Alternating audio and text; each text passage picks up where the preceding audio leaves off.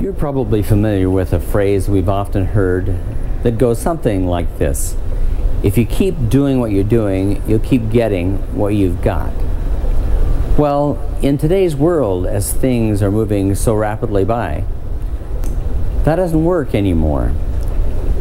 With societies developing as rapidly as they are, with technology virtually everywhere, then perhaps we have to change that phrase and to something a little more appropriate. Something like, if you keep doing what you're doing, you're going to slowly get farther and farther behind. I'm Rummler with Applied Focus, and I'd like to share some concepts and ideas with you today. Perhaps some things that you could mull over, perhaps some things you could use.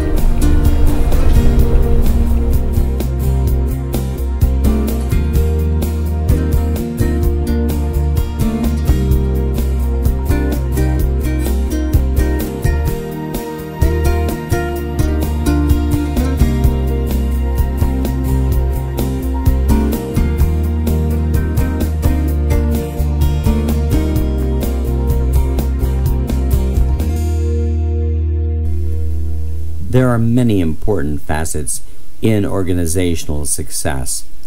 There are three, however, that are the most critical and encompass all others.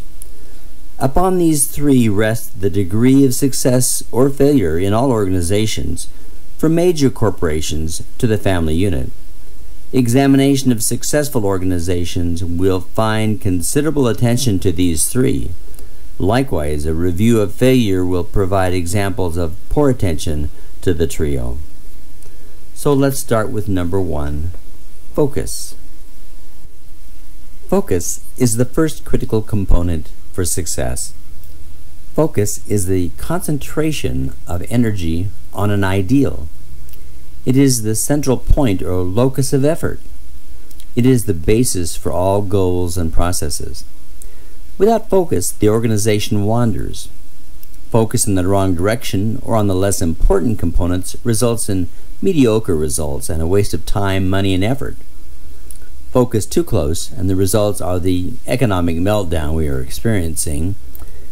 That, coupled with a failure to continually evaluate focus as needed, result in a failure or less than optimum performance. Now, all components are important, but if the focus is not right, nothing else will take its place.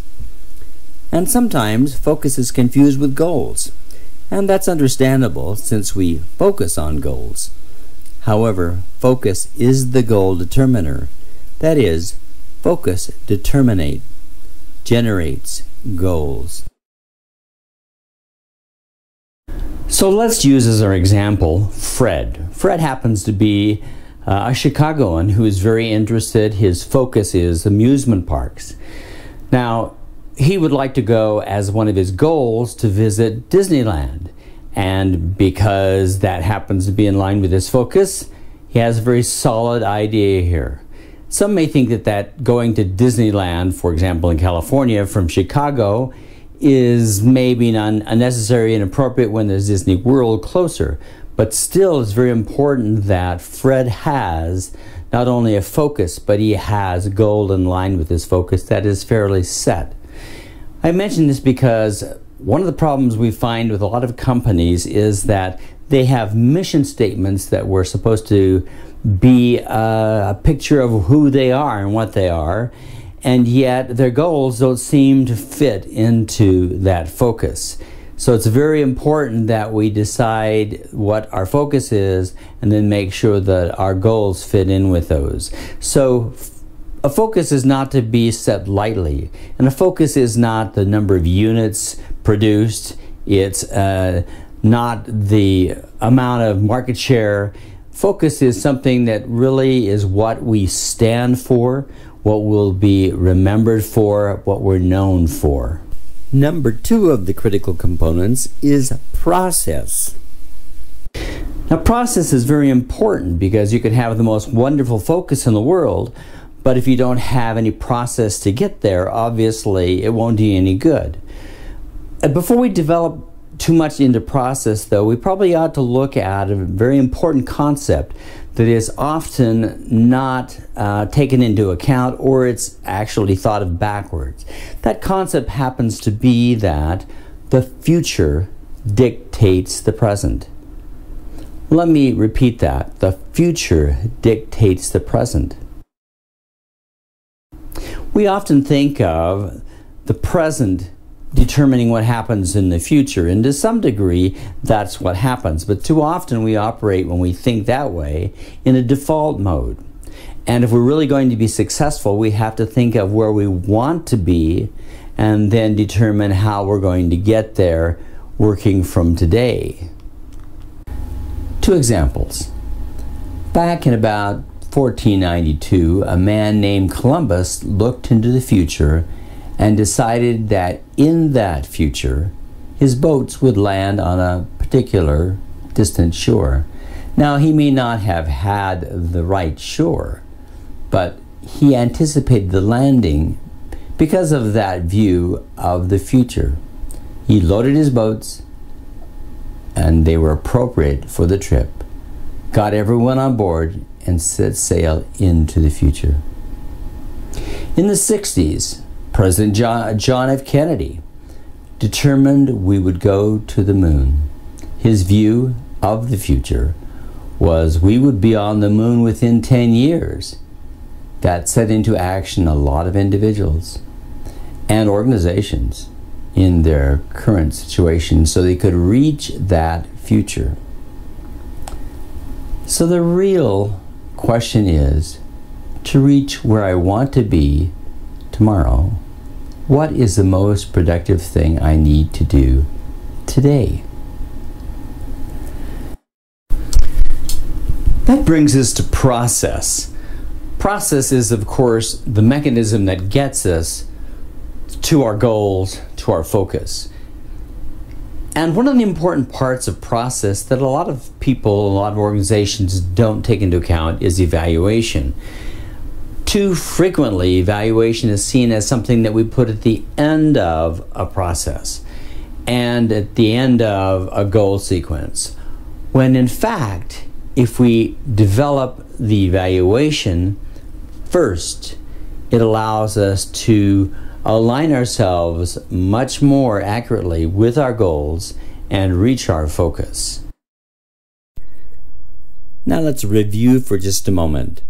We found that it was important to have a focus, and with that focus we needed to be able to develop goals that might move us toward our focus, and we needed a process to be able to do some of these things.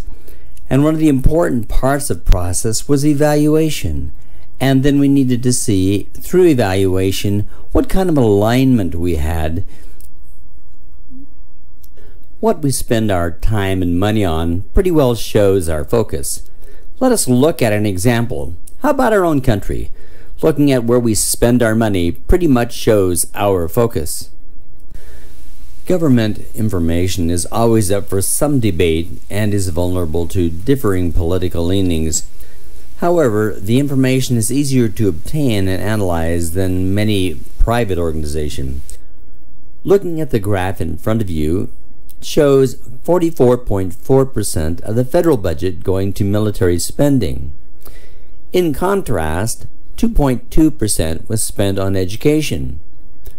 According to this evaluation, which is the strongest focus of the United States?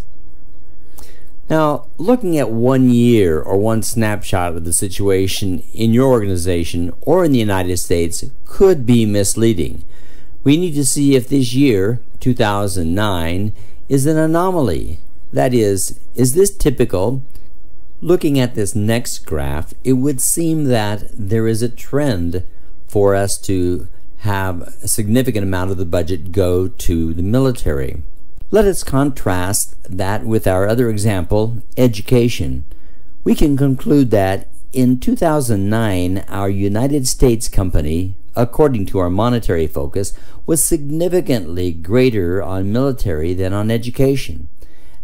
Let us leave this example. At least now you can see how you can, in your own organization, determine what kind of emphasis you're putting on what kind of priorities, and see if they're in line with where your focus is, or perhaps where your focus ought to be.